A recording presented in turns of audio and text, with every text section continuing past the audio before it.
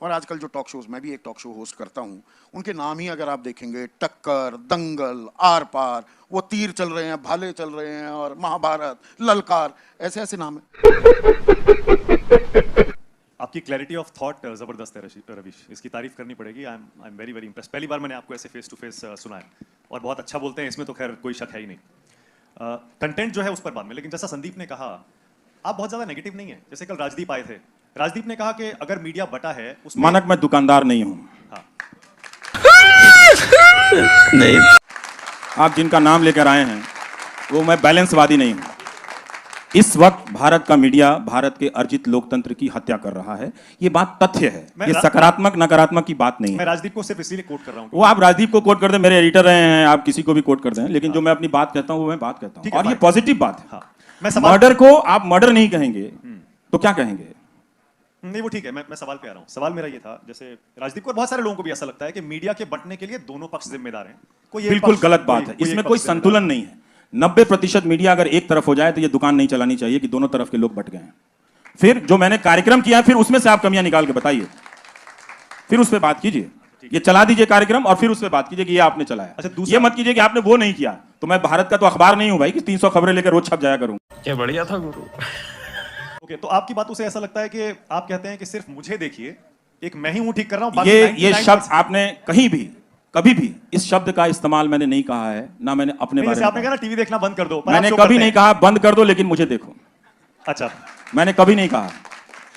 भारत की जनता को, ये आप लिख लें, क्योंकि हम सबकी नौकरियां हैं ना, हम उसी को डिफेंड कर रहे हैं ना, वो हम करते रहे, ठीक है। भारत की जनता को अब इस देश को बेहतर करना होगा तो सबसे पहले उसे इस देश की मीडिया से लड़ना पड़ेगा। लड़ने का मतलब पत्थर चलाने की बात नहीं कह रहा हूं। जनता का बहुत से होता है, अगर वो होगा तो कंटेंट में बदलाव होगा। अभी देश बहुत गरीबी से, बहुत समस्याओं से गुजर रहा है, उस पर बात करने की जरूरत है, उस पर बहुत बात करने की जरूरत है। और जब हम बात करेंगे तो मौजूदा सत्ता से ही हम बहुत अच्छा काम करा सकते हैं, बहुत अच्छा काम करा सकते हैं, ठीक है ना। और लोगों की जिंदगी में राहत मिलेगी। जब मैं नौकरी सीरीज कर रहा था, आप कभी जिंदगी में नहीं कर पाएंगे, दुनिया का कोई प्राइम टाइम का एंकर 8 महीना जो नौकरी सीरीज नहीं कर पाएगा कहीं भी। आप इतिहास हो कहीं टेलीविजन के इतिहास में, आप टेलीविजन का इतिहास 100 साल से ज्यादा, मुझे बता दीजिए, बताइए आपने कभी किसी प्राइम टाइम को, सुकेश आप बता सकते हैं कि कभी देखा है नौकरी सीरीज करते हुए? 1 लाख से ज्यादा लोगों को लेटर मिला। वो कौन लोग थे? सारे मोदी के सपोर्टर थे।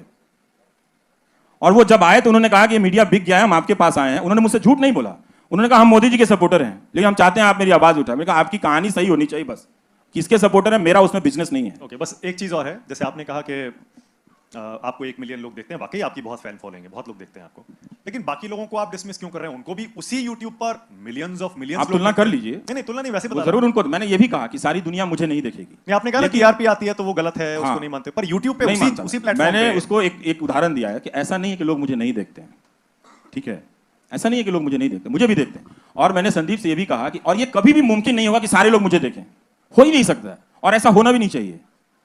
हर दर्शक को कम से कम 3-4 मल्टीपल सोर्सेज जाकर देखने चाहिए।